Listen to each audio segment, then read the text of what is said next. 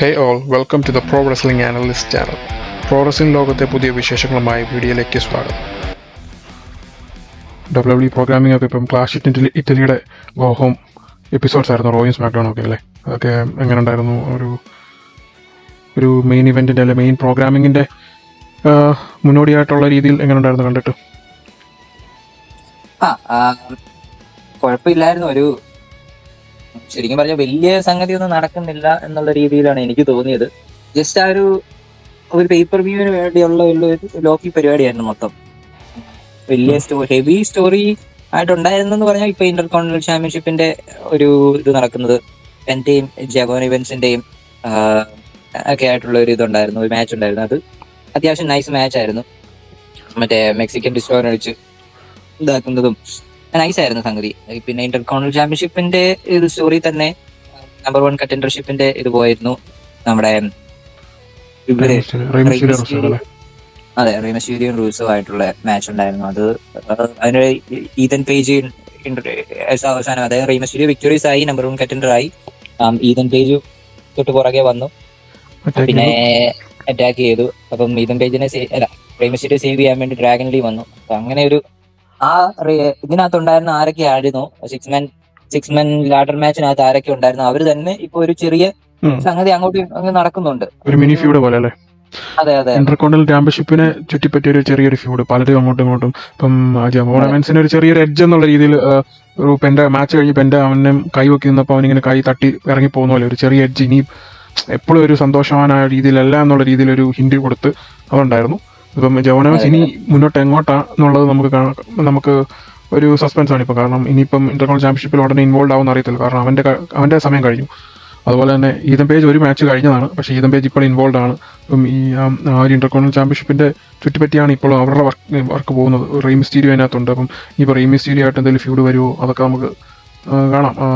പറഞ്ഞ പോലെ തന്നെ ഈ ഒരു ക്ലാഷ് ഇൻ ഇറ്റലി എന്നുള്ള രീതിയിൽ അവർ ഒത്തിരി അങ്ങോട്ട് പുഷ് ചെയ്യുന്നില്ല. അത് ഒരുപക്ഷെ ലോങ് ടൈം, കാരണം സമ്മർ കിക്ക് സ്റ്റാർട്ട് ചെയ്തു. സമ്മർ ഷെഡ്യൂളാണ് ഇപ്പം WWE കിക്ക് സ്റ്റാർട്ട് ചെയ്തേക്കുന്നത്. ക്ലാഷ് ഇൻ ഇറ്റലിയോട് അത് technically summer events kick start ചെയ്യും. അപ്പം അതിന്റെ ഭാഗമായിട്ട് ഇനിയിപ്പം കുറെ പേപ്പർ വ്യൂസ് വരുന്നത് സമ്മർ സ്ലാമിലോട്ടാണ് ഇനി ഇവന്ച്വലി ലീഡ് ചെയ്യുന്നത്. അപ്പൊ അതിന്റെ ഭാഗമായിരിക്കും നമുക്ക് പയ്യെ ഇപ്പൊ ഇനി സ്റ്റോറി ലൈൻസ് ഡെവലപ്പ് ആയി വരുന്നത് കാണാം. അതെ, നമുക്കത് എക്സ്പെക്ട് ചെയ്യാം. പക്ഷെ ഒരു നല്ല എടുത്തു പറയാൻ റോയിൽ ഒരു അടിപൊളി മാച്ച് ഉണ്ടായിരുന്നു. സെത്ത് റോളിൻസും മോണ്ടെസ്ഫോർഡിന്റെ കിഡിലോസ്കി മാച്ച് ഉണ്ടായിരുന്നു. അത് പണ്ടൊന്നും നടന്ന ആക്ച്വലി ഓർക്കുന്നില്ല. എനിക്കൊന്ന് സെത്ത് US ചാമ്പ്യൻ ആയിരുന്നപ്പോഴത്തേന് ഈ മോണ്ടെസ്ഫോർഡ് ഒരു സിംഗിൾ പുഷ് ഉണ്ടായിരുന്ന സമയത്ത് ഒരു മാച്ച് ഉണ്ടായിരുന്നു. അടിപൊളിയാണ്. മോണ്ടെസ്ഫോർഡ് ഒരു സിംഗിൾ പെർഫോമർ ആയിട്ട് അടിപൊളിയാണ്. പുള്ളിക്ക് അതിനുള്ള ഒരു അത്ലറ്റിസം എല്ലാം വളരെ നല്ലതാണ്. പക്ഷെ അതൊരു നല്ല മാച്ച് തന്നെയായിരുന്നു. അത് എടുത്തു പറയാനുള്ള ഇതുണ്ട്. പിന്നെ അതും നമുക്കൊരു ഒരു തോട്ടുണ്ട്, മിക്കവാറും ആഞ്ചലോ ഡോക്കിൻസിനെ തട്ടിക്കളയാനുള്ള പരിപാടിയാണെന്ന് തോന്നുന്നു അടുത്ത ബഡ്ജറ്റ് കിട്ടില്. പുള്ളിയെ എന്നിട്ട് മോണ്ടെസ്ഫോർഡിനെ സിംഗിളിൽ പോകുമെന്ന് തോന്നുന്നു ഇങ്ങനെ പോവാണെങ്കിൽ. അതെ, ഇപ്പം അങ്ങനെ കാരണം ഇത് ഓഡിയോ, കാരണം ഇനിയിപ്പോൾ മോണ്ടെസ്ഫോർഡിനും ഏഞ്ചലോ ഡോക്കിൻസിനും ഒന്നും ചെയ്യാനില്ല ടാഗ് ടീം സെഗ്മെന്റിൽ. അപ്പം ഇനിയിപ്പം മോണ്ടെസ്ഫോർഡിന് ആ ഒരു സിംഗിൾസ് പുഷ് കൊടുക്കുക എന്നുള്ളതാണ് അവർക്ക് ചെയ്യാൻ പറ്റുന്ന മെയിൻ കാര്യം. അതിലോട്ട് ലീഡ് ചെയ്യണം. കാരണം അവരുടെ ആ സെറ്റപ്പ് കാണുമ്പോൾ നമുക്കറിയാം ഏകദേശം അങ്ങോട്ടാണ് കണക്ട് ചെയ്യുന്നതെന്നേ. അപ്പം അങ്ങനെ നമുക്ക് കാണാൻ സാധിക്കട്ടെ. അത് ഇവഞ്ച്വലി നല്ലൊരു റണ്ണിലേക്ക് പരിണമിക്കട്ടെ. ഇപ്പം അത് പറഞ്ഞപ്പോഴാണ് ഇപ്പം ഈ സമ്മർ ഇവന്റ് കിക്ക് സ്റ്റാർട്ട് ചെയ്യുന്ന പറഞ്ഞപ്പോഴാണ് ഒഫീഷ്യലി ഇപ്പം എന്നാ പറയുന്നത്, കിങ് ഓഫ് ദ റിംഗ് ടൂർണമെന്റ്സും അനൗൺസ് ചെയ്തിട്ടുണ്ടല്ലേ. അതിന്റെ മാച്ചസ് നടക്കാൻ പോകും അടുത്ത ആഴ്ച തൊട്ട്. അപ്പം ഇപ്പൊ LA Knight ഓൾറെഡി അതിനകത്ത് പറഞ്ഞു, ഞാൻ അതിനകത്ത് പങ്കെടുക്കും, ഞാനത് ജയിച്ചാൽ റോമനെ ടാർഗറ്റ് ചെയ്യും എന്നുള്ള രീതിയിലാണ് ഇപ്പോൾ LA Knight പറഞ്ഞേക്കുന്നത്. റോമനാണ് ചാമ്പ്യനെങ്കിൽ. അപ്പം അത് നല്ലൊരു കാര്യമാണ്. അവരുടെ സ്റ്റോറി അങ്ങനെ ഫർദർ ആവുന്നു. കാരണം ഊസോസ് അതിനകത്ത് ഇൻവോൾവ് ആണ് LA Knight ആയിട്ടുള്ള സ്റ്റോറിയിൽ. അപ്പം LA Knight പറഞ്ഞത് ഞാൻ ജയിച്ചാൽ റോമിനെ ഫോക്കസ് ചെയ്യും. അപ്പം ഊസോസ് എവിടെയായിരിക്കും, ഊസോസ് എങ്ങനെയായിരിക്കും അതിനകത്ത് നിൽക്കുന്നതെന്നുള്ള രീതിയിലൊക്കെ ഉള്ള ഒരു കണക്ഷനിൽ അത് പോകുന്നു. നല്ലൊരു സമ്മർ ഒബ്വിയസ്ലി ഇവരുടെ മെയിൻ ഒരു ഫോക്കസ് ആണ്. അപ്പം നല്ലൊരു രീതിയിലെല്ലാം കാണാൻ പറ്റുമെന്ന് സാധിക്കും. LA Knightന്റെ ഒരു ഡിസേർവിംഗ് പുഷ് കിട്ടട്ടെ എന്നുള്ളതാണ് നമ്മുടെ ഏറ്റവും വലിയൊരു ആഗ്രഹം. തീർച്ചയായിട്ടും പുള്ളിക്കാണെങ്കിൽ പ്രായമായിട്ട് വരികയാണ്. ഇപ്പൊ എത്രയെന്ന് പറഞ്ഞാലും നമുക്കറിയാം, ഇപ്പൊ ഇന്റർവിംഗിലാണെങ്കിലും ഒത്തിരി ചേഞ്ചസ് LA Knightന് വരുന്നുണ്ട്. അപ്പം അത് പ്രായത്തിന്റെയാണ്. അപ്പം ഹോപ്പ്ഫുള്ളി ഇതിനു മുമ്പ് ഒരു വേൾഡ് ചാമ്പ്യൻ ആകാൻ പറ്റട്ടെ എന്ന് നമ്മൾ പ്രതീക്ഷിക്കുന്നു. പിന്നെ ലൈറ വാൽക്യൂറിയും ബെയ്ലിയും ജഡ്ജ്മെന്റ് ഡേയുടെ ഒരു മാച്ച് ഉണ്ടായിരുന്നു റോയില്. ആക്ച്വലി അതൊരു കെയോട്ടിക് മാച്ച് തന്നെയായിരുന്നു അല്ലെ. ടിപ്പിക്കൽ ജഡ്ജ്മെന്റ് ഇൻവോൾവ്മെന്റ് എല്ലാം വരുന്ന ഒരു മാച്ചായിരുന്നു. അതെ അതെ അതെ. അതിനകത്തുനിന്ന് നമുക്ക് മെയിൻ ഒരു ഫോക്കസ് അല്ല മെയിനായിട്ട് നമുക്ക് കാണാൻ പറ്റുന്നതെന്ന് പറഞ്ഞു കഴിഞ്ഞാൽ റോക്സാൻ പെറസിനെ അവർ മിക്കവാറും ചവിട്ടി പുറത്താക്കാനുള്ള ഒരു ഇതിലോട്ടാണ് അത് പോകുന്നതെന്ന് തോന്നുന്നു. കാരണം റോക്സാൻ കാരണമാണ് തോറ്റത് എന്നുള്ള രീതിയിലാണ്. അപ്പം ഇനിയിപ്പോൾ പയ്യെ ആ ഒരു ഷിഫ്റ്റ് കാണാനായിട്ടായിരിക്കും. കാരണം വേറെ ഒന്നും ഇപ്പോൾ റോക്സാനെ സംബന്ധിച്ചോളം ജഡ്ജ്മെന്റ് ഡേയിൽ ഇനി നിൽക്കേണ്ട കാര്യമില്ല. റോക്സാന്റെ സിംഗിൾസ് പുഷ് പോകണമെങ്കിൽ ഇനിയിപ്പോൾ ഇതുപോലൊരു സ്റ്റോറി ലൈൻ വരണം. റോക്സാനും പുറത്തായി പോകുന്നു, അതുവഴി അവൾ പകരം വീട്ടുന്നു ആ രീതിയിൽ, അല്ലെങ്കിൽ ഒരു സിംഗിൾ റണ്ണിലോട്ട് പോകുന്നു. ഇപ്പം ഫിൻ ബാലർ അവളെ ഓൾറെഡി ക്യാൻവാസ് ചെയ്യാൻ നോക്കുന്നുണ്ട്. അപ്പം അതിലോട്ടാണ് ഇപ്പം ഫോക്കസ്. ഏഞ്ചലോ ഡോക്കിൻസിന്റെ കാര്യം അല്ല, മോണ്ടസ്ഫോർഡിന്റെ കാര്യം പറഞ്ഞ പോലെ തന്നെ റോക്സാനും അങ്ങനെ ഒരു കണക്ഷനിലോട്ട് പോകുന്നു. അതെ അതെ. റോക്സാൻ ആദ്യം NXT മെയിൻ റോസ്റ്റിലോട്ട് വന്നപ്പോഴത്തേനും അതായത് നല്ല രീതിയിലുള്ള പുഷ് ആയിരുന്നു. ഇപ്പം റോയൽ റംബിളിലൊക്കെ ആണെങ്കിലും എനിക്കൊന്ന് ലോങ്ങസ്റ്റ് റെയിൻ. അതെ ലോങ്ങസ്റ്റ് ആയിപ്പോ ഇപ്പോഴത്തെ ലോങ്ങസ്റ്റ് എന്നാ പറയുന്നത് ഏറ്റവും കൂടുതൽ നേരം റോയൽ റംബിൾ നിന്ന ആളെന്നുള്ള രീതിയിലാണ് ഇപ്പൊ റോക്സാൻ. അത് കഴിഞ്ഞ് പിന്നെ അതങ്ങ് ഡിറൈലായി പോയി. പക്ഷേ അതെ അതെ തീർച്ചയായിട്ടും. അതിന്റെ ഇടയ്ക്ക് ഒരു IC ടൈറ്റിലിന്റെ ഒക്കെ ഇടയ്ക്ക് നമ്മളൊന്ന് എക്സ്പെക്ട് ചെയ്തായിരുന്നു സംഭവം IC ടൈറ്റിൽ കിട്ടുമെന്നൊക്കെ. പിന്നെ അന്നേരം ഈ ജഡ്ജ്മെന്റ് ഡേയിലോട്ട് അങ്ങ് തട്ടി കിട്ടു. മറ്റേ ലീവ് ഇന്ത്യയോടായി ടാഗ് ടീമായി. പിന്നെ റോക്സാൻ എപ്പോഴും ഒരു അതെ ആയിപ്പോ എന്ത് ചെയ്യാനാണ്. പിന്നെ ഹോപ്പ്ഫുള്ളി അത് തീർച്ചയായിട്ടും അടുത്ത വീക്കിലൊക്കെ അടുത്ത ഇപ്പൊ കുറച്ച് വീക്കായിട്ട് നടക്കുന്നുണ്ട്. അപ്പം ഹോപ്പ്ഫുള്ളി അടുത്ത തന്നെ എനിക്ക് തോന്നുന്ന സമ്മർ സ്ലാമിലൊക്കെ ചിലപ്പം റോക്സൈനും ആയിട്ടായിരിക്കും ടൈറ്റിൽ ചാമ്പ്യൻഷിപ്പ്. അത് നല്ലൊരു ഫ്യൂഡ് ആയിരിക്കും. കാരണം അത് ഡിസർവിങ്. റോക്സാനെ സംബന്ധിച്ച് റോക്സാനാണ് ഫ്യൂച്ചർ WWE ടെക്നിക്കലി. പ്രായം ഒട്ടുമില്ല. അപ്പം അതുകൊണ്ട് അങ്ങനെ ചെയ്യുന്നതുകൊണ്ട് വലിയ കുഴപ്പമൊന്നുമില്ല. അവർക്കൊരു പുതിയ ഫ്യൂഡ് എന്നുള്ള രീതിയിലാണ്. കാരണം ഇപ്പം നമ്മുടെ സ്റ്റെഫനി മക്കേറും ചെറിയ രീതിയിൽ ഇഞ്ചോർഡാണ്. അപ്പം ഇനിയിപ്പോൾ എത്ര നാളെ സമയം എടുക്കും തിരിച്ചു വരാനൊന്നും അറിയത്തില്ല. അപ്പോൾ ആ ഒരു സമയത്തിൽ വേണമെങ്കിൽ ഇപ്പോൾ ചാമ്പ്യൻഷിപ്പ് കൊടുക്കോ ഇല്ലയോ എന്നുള്ളതല്ല, ആ ഒരു ഫ്യൂഡ് ഇപ്പം റോക്സാനും ലിവ് എന്നുള്ള ഒരു ഫ്യൂഡ് മുന്നോട്ട് പോകാം. ഭാവിയിൽ അതിനൊരു നല്ലൊരു സ്റ്റോറി അല്ലെങ്കിൽ നല്ലൊരു എന്നാ പറയുന്നത് ഇവഞ്ചൽ സ്റ്റോറി റോക്സാൻ ജയിക്കുന്ന പോലെ ആക്കാം. പക്ഷെ സിംഗിൾ റണ്ണിന് അത് ഗുണം ചെയ്യും റോക്സാന്റെ. തീർച്ചയായിട്ടും. അതുപോലെ തന്നെ നമുക്ക് ട്രൈബൽ കോമ്പാക്റ്റിന്റെ കോൺട്രാക്ട് സൈനിങ് ഉണ്ടായിരുന്നു. റോമൻ റെയിൻസും ജേക്കബ് ഫാറ്റു ആയിട്ടുള്ള മാച്ച്. എന്താണോ അതിപ്പോ എല്ലാ ടിപ്പിക്കൽ റോമൻ ഫ്യൂഡ്. നീ എന്നെ അക്നോളജ് ചെയ്യണം, ഞാൻ നിന്നെ അക്നോളജ്, ആ രീതിയിൽ. ഇപ്പൊ വേറെ ഒന്നും അതിനകത്ത് പറയാനില്ല. കാരണം റോമന്റെ എല്ലാ ഫ്യൂഡും ഇപ്പൊ അങ്ങനെയാണല്ലോ. റോമന്റെ കുടുംബമായിട്ടുള്ള കണക്ഷന് വരുമ്പോൾ എല്ലാം ഇത് തന്നെ. ഞാനാണ് ഹെഡ് ഓഫ് ദ ടേബിൾ, നിങ്ങളെല്ലാവരും എന്നെ അക്നോളജ് ചെയ്യണം. അതിപ്പം ജയ് തൊട്ട് നമ്മൾ കണ്ടതാ. അതുകൊണ്ട് പുതുമയൊന്നുമില്ല, ആളെ മാറിയെന്നുള്ളൂ. ജയിക്ക് പകരം ജേക്കബ് ഫാറ്റു ആയെന്ന് മാത്രമേ ഉള്ളൂ. അതെ, ഇപ്പം ജേക്കബ് ഫാറ്റു ആണല്ലോ തൂക്കം കൂടുതൽ, അതുകൊണ്ട് ജേക്കബ് ഫാറ്റുവിനെ വെച്ചിരിക്കുന്നു. അതെ, എന്നാണെങ്കിലും അതും നമുക്ക് കണ്ടിരിക്കാം. പിന്നെ ലോഗൻ പോൾ കഴിഞ്ഞ സാറ്റർഡേ നൈറ്റ് മെയിൻ ഇവന്റിൽ ലോഗൻ പോൾ ആക്ച്വലി ഇഞ്ചുവേർഡ് ആയി, ട്രൈസപ്പ് ഇഞ്ചുറി ആണ്. അപ്പം ഒരു couple months at least Logan Paul കാണില്ല എന്ന് നമുക്ക് ഇപ്പൊ അറിയാം. അപ്പം ലോഗൻ പോളിന് പകരം ഗ്രൗണ്ട് ബ്രേക്കർ ആയിരിക്കും ഇനിയും ടാഗ് ടീം ടൈറ്റിൽ ഓസ്റ്റിൻ തിയറിയുടെ കൂടെ ഡിഫെൻഡ് ചെയ്യുന്നതെന്ന് പോൾ ഹൈമൻ പറഞ്ഞിട്ടുണ്ട്. ബിഷിന് വേണ്ടി ഇപ്പം ബ്രോൺ ബ്രേക്കറും ഓസ്റ്റിൻ തിയറി ആയിരിക്കും ടാഗ് ടീം ചാമ്പ്യൻസ്. അതെ, എന്തൊരു ഒരു ഫാക്ഷൻ ആണ് നോക്കി. അതിനകത്ത് കയറി എല്ലാവർക്കും ഇഞ്ചുറി. എനിക്ക് ഓസ്റ്റിൻ തിയറി മാത്രമേ ഉള്ളൂ ഇനി, അവരെ കൂടെ ഉള്ളൂ ഇഞ്ചുറി പറ്റാനായിട്ട്. അതിനി പതിയെ ഓസ്റ്റിൻ തിയറിയില്ല ലാസ്റ്റ് കയറി. അപ്പൊ ഞാൻ ലാസ്റ്റ് ഓസ്റ്റിൻ തിയറിക്ക് ആയിരിക്കും. ഓരോന്നായിട്ട് ആദ്യം സെത്ത് പോയി, ബ്രോൺ പോയി. കറക്റ്റ് ആ ഓർഡർ തന്നെ ഫോളോ ചെയ്യുന്നുണ്ട്, ശ്രദ്ധിച്ചാൽ മതി. ആ പാറ്റേണില്ല, അതേപോലെ തന്നെ. ഇനി അത് ഡാൻ ഹൗസൻ വരുന്നതിന് മുമ്പുള്ള സംഗതിയാണ്. സ്റ്റിൽ ഡാൻ ഹൗസന്റെ ഒരു കേഴ്സ് ആയിരിക്കും മേ ബി. അങ്ങനെ പറയാം. അതെ, പിന്നെ നമുക്ക് NXT ഇതൊന്ന് പറയണമെന്നുണ്ട്. NXT കെൽനി ജോർഡൻ ബ്രൈൻ സിൻക്ലെയറിനെ ഡിഫീറ്റ് ചെയ്തിരുന്നു സബ്മിഷൻ ത്രൂ ഇരുന്ന്. പിന്നെ സ്വീറ്റ് ടൂർണമെന്റ് ഉണ്ടായിരുന്നു. ഷോൺ ലഗസി ജോറിയൻ ബാൻഡോക്സും ആയിട്ടുള്ള ഒരു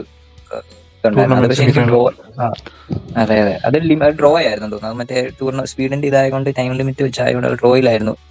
എനിക്കൊന്ന് രണ്ടുപേരെ അവർ എലിമിനേറ്റ് ചെയ്തു. കാരണം ടൈം ലിമിറ്റ് ഡ്രോ ആയതുകൊണ്ട് അവർ രണ്ടുപേരെ എലിമിനേറ്റ് ചെയ്തു. അപ്പം ഇനിയിപ്പോൾ ടൂർണമെന്റ് ബാക്കി അവരെങ്ങനെ അത് കണ്ടിന്യൂ നമുക്ക് കണ്ടറിയാം. ശരിക്കും പറഞ്ഞാൽ സ്പീഡ് ടൂർണമെന്റ് നല്ലൊരു എന്ന് വെച്ചാൽ സ്പീഡ് മാച്ചസ് നല്ലതാണ്, പെട്ടെന്ന് തീരുകയും ചെയ്യും. നല്ല ഹൈ എനർജി ഹൈ ഒക്ടേൻ മാച്ചസാണ്.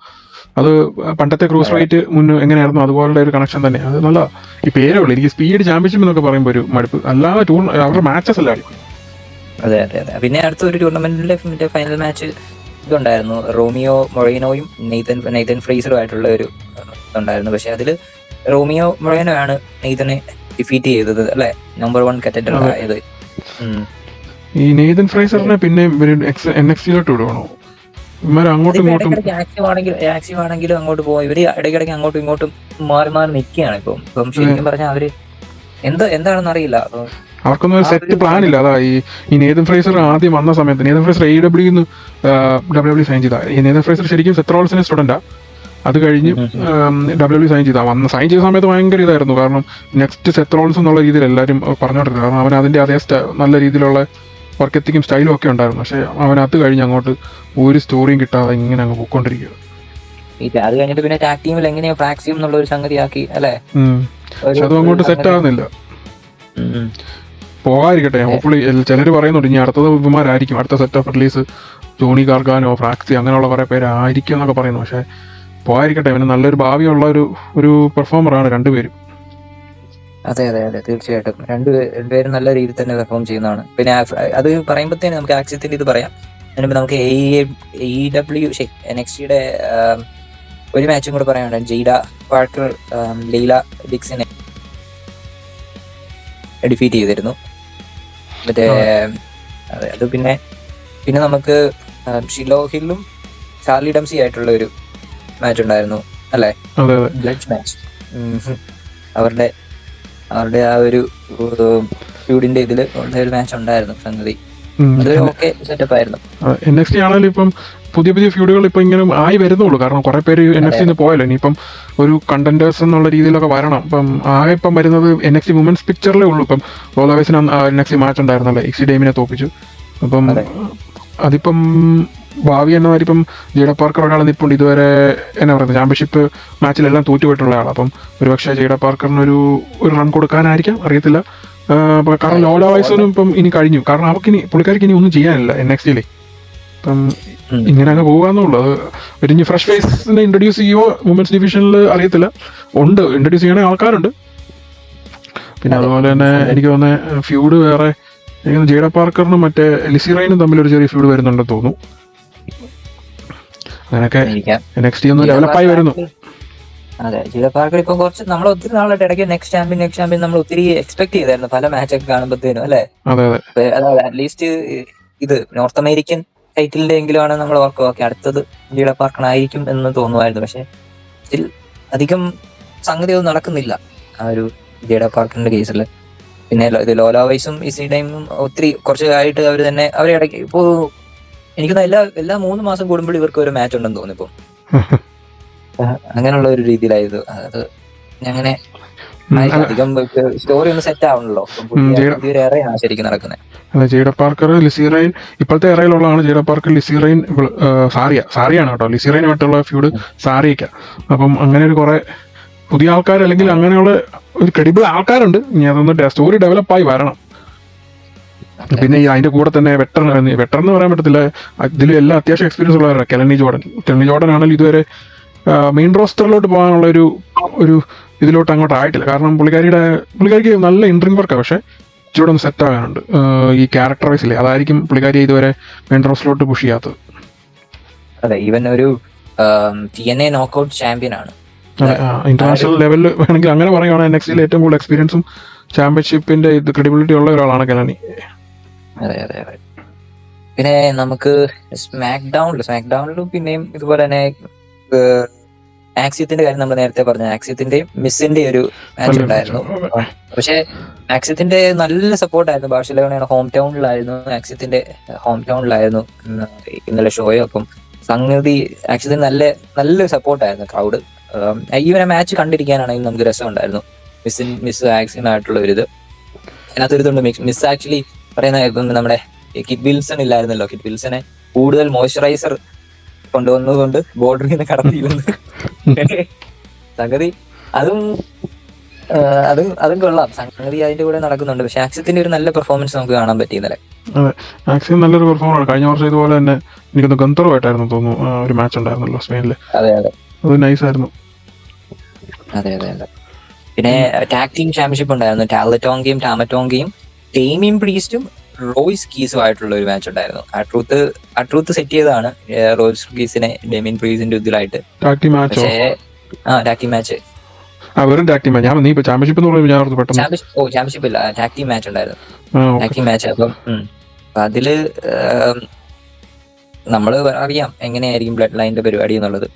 പിന്നെ കുറച്ച് നാളായിട്ട് ടാലറ്റോങ്ക നല്ല രീതിയിൽ പുഷ് ചെയ്യുന്നുണ്ട്. ടാലറ്റോങ്ക ആക്ച്വലി ഡീമിനെ പിൻ ചെയ്തിട്ട് ചോക്സാൻ ചെയ്ത് പിൻ ചെയ്യുമായിരുന്നു. പക്ഷെ കാൽറ്റോങ്കി ഇപ്പം അടുപ്പിച്ച് കുറച്ച് നാളായിട്ട് ഇപ്പൊ ഡെയിമിനെ പിൻ ചെയ്യുന്നുണ്ട് അല്ലെ, കുറച്ച് ഇത് രീതി പോകുന്നുണ്ട്. ഒരു വേൾഡ് ചാമ്പ്യൻ ആണ്, എന്താണ് നല്ലൊരു ഫ്യൂച്ചർ അവനിൽ കാണുന്നുണ്ടെന്ന് തോന്നുന്നു. കാണാൻ കാരണം WWE അല്ലെങ്കിൽ ഓൾറെഡി വലിയ ആൾക്കാരെ പുഷ് ചെയ്യാൻ ഭയങ്കര താല്പര്യമുള്ള ആൾക്കാരാണല്ലോ. ചിലപ്പോൾ അതുകൊണ്ടായിരിക്കാം അവന്റെ മൈക്ക് സ്കില്ലൊക്കെ ഇനി കാണാതിരിക്കുന്നുള്ളൂ. ഇപ്പൊ ഒരു എന്നാ പറയുന്നത്, ഒരു ബോഡി ഗാർഡ് പോലെയാണ് ഇപ്പൊ നിൽക്കുന്നത്. അപ്പം അത് എപ്പോഴും അങ്ങനെയാണല്ലോ, കുറെ നമ്മളെല്ലാരും കാണുന്നതാണ് പണ്ട് തൊട്ടേ. ഈ റെസ്ലിങ്ങിലുള്ള ഒരു ഇതാണ്, മെയിനായിട്ട് ഒരു ബോഡി ഗാർഡായിട്ട് വന്ന അവസാനം വലിയൊരു സ്റ്റാർ ആയിത്തീരുന്നു. ഇപ്പൊ ബറ്റിസ്റ്റന്റെ മെയിൻ ഒരു എക്സാമ്പിൾ. അപ്പം അങ്ങനെയൊക്കെ ഒരു കൊള്ളാൻ പറ്റും പുള്ളിക്കാരനെ അതുപോലെ യൂട്ടിലൈസ് ചെയ്താൽ പറ്റും. അല്ലെങ്കിൽ ഈ പറഞ്ഞ ഇപ്പോഴത്തെ അറിയാലോ, ടീക്കോയെ കുറിച്ച് ഇപ്പം പൊതുവെ വരുന്ന ഒരു അഭിപ്രായം എന്ന് പറഞ്ഞു കഴിഞ്ഞാൽ അവന്മാര് നല്ല രീതിയിൽ ആൾക്കാരെ യൂട്ടിലൈസ് ചെയ്യുന്നില്ല എന്നുള്ളൊരു പൊതുവേ ഒരു ഇതുണ്ട്, ഒരു കംപ്ലൈന്റ് ഉണ്ട്. കാരണം എങ്ങനെയാവും അറിയത്തില്ല. കാരണം ഇപ്പം MFTക്കകത്ത് മറ്റേ ഇവൻ വന്നിട്ടുണ്ടായിരുന്നല്ലോ, ഇപ്പൊ റിലീസായ അവനിലുണ്ടല്ലോ, ജെഫ് കോബിനെയൊക്കെ ഇതുപോലെ ഒരു കാര്യം ഒന്നും യൂട്ടിലൈസ് ചെയ്യാതെ പറഞ്ഞു വിട്ടതേ. നല്ലൊരു ഇൻറിംഗ് പെർഫോമർ. ഇപ്പൊ ഞാൻ എപ്പോഴും പറയുന്നത് ലൂച്ച അണ്ടർഗ്രൗണ്ട് അല്ലെങ്കിൽ ന്യൂ ജപ്പാനൊക്കെ കണ്ടിട്ടുള്ളവർക്ക് അറിയാം ജെഫ് കോബ് ആരാന്ന്. അപ്പം അളിയൻ നല്ലൊരു ഈ പറഞ്ഞ പോലെ വലിയ പ്രായം കുറവുള്ള ആളൊന്നുമില്ല, 40 വയസ്സുണ്ട്. അപ്പം നല്ല ടെന്യൂർഡ് ആയിട്ടുള്ള ഒരു മനുഷ്യനാണ്. അവനെ കൊണ്ടുവന്നിട്ട് ഒന്നും അവർക്ക് ചെയ്യാൻ പറ്റില്ല എന്നുള്ളത് ഭയങ്കര ഒരു ഇതാ. തീർച്ചയായിട്ടും അതൊരു വളരെ ഇതായിരിക്കും പോയി ശരിക്കും പറഞ്ഞാല്. കൊണ്ടുവന്ന് വെറുതെ അവരുടെ ആ ഒരു വർഷം പോലും കറക്റ്റ് ഒരു വർഷം തികഞ്ഞില്ല അതിനും പറഞ്ഞിട്ട്. അതെ, ഇതായിപ്പോയി. എനിവേ പിന്നെ നമുക്ക് പിന്നെ സ്മാക്ഡൗണിലെ മെയിൻ ഒരു കാര്യം, ശരിക്കും എന്നാ പറഞ്ഞ ഒരു വിന്യറ്റ് ഉണ്ടായിരുന്നു നമ്മുടെ കിങ് ഓഫ് ദ റിങ് എങ്ങനെയാ അത് എന്നതാണെന്നൊക്കെയുള്ള രീതിയിൽ. പിന്നെ ആ കൂടെ തന്നെ ട്രിക് വില്യംസ് അനൗൺസ് ചെയ്തു, ട്രിക് വില്യംസ് എൻ്റർ ചെയ്യുവാണ് കിങ് ഓഫ് ദ റിങ് ടൂർണമെന്റിൽ. അപ്പോൾ ആ കൂടെ എന്നാ പറയുന്നത്, ട്രിക് വില്യംസിന്റെ ഒരു ഇതുണ്ടായിരുന്നു, ഒരു പ്രോമോ ചെറിയ അല്ലെങ്കിൽ ഒരു സെഗ്മെന്റ് ഉണ്ടായിരുന്നു. ആ സമയത്താണ് നമ്മുടെ കാർമലോയും റിക്കി സെയിൻസും കൂടെ ഉള്ള മാച്ചിന് മുന്നോടിയായിട്ടാണ് അത് നടന്നത്. ഒരുപക്ഷെ ഇവരെല്ലാം ഇനി യുണൈറ്റഡ് സ്റ്റേറ്റ്സ് ചാമ്പ്യൻഷിപ്പിനകത്ത് ഇൻവോൾവ് ആവുമായിരിക്കും. അവരുടെ മാച്ച് നല്ല അത്യാവശ്യം നൈസ് ആയിരുന്നു. കാരണം ഇവർ രണ്ടുപേരും സ്ട്രോങ് ആ. ഇവർ രണ്ടുപേരെയും അവർക്ക് തോപ്പിക്കാനും പറ്റില്ല. അപ്പോൾ അവരെന്നെ ഡബിൾ കൗണ്ട് ഔട്ട് അടിച്ചു. വെളിയിൽ കിടന്ന ഒരു അടി ഉണ്ടാക്കി 10 എണ്ണുന്നതിന് മുമ്പ് കയറാൻ പറ്റിയില്ല. അപ്പോൾ ഡബിൾ കൗണ്ട് ഔട്ട് ആയി ആ മാച്ച് തീർത്തു. എന്നിട്ട് പിന്നെ റിക്കി സെയിൻ അത് നല്ലതായിരുന്നു. കാരണം ഇപ്പൊ റിക്കി അങ്ങോട്ട് ഇന്ന് ഒരു മാച്ച് എങ്ങാണ്ട് വിക്ടോറിയസ് ആയിട്ടുള്ളൂ എന്ന് ഒത്തിരി ഇത് പറയുന്നുണ്ട്. കഴിഞ്ഞ പ്രാവശ്യം എനിക്ക് തോന്നുന്നു ഇവനെ കാർമലയെ പിൻ ചെയ്തെന്ന് തോന്നുന്നു ഇല്ലേ, കഴിഞ്ഞ വീക്കില്.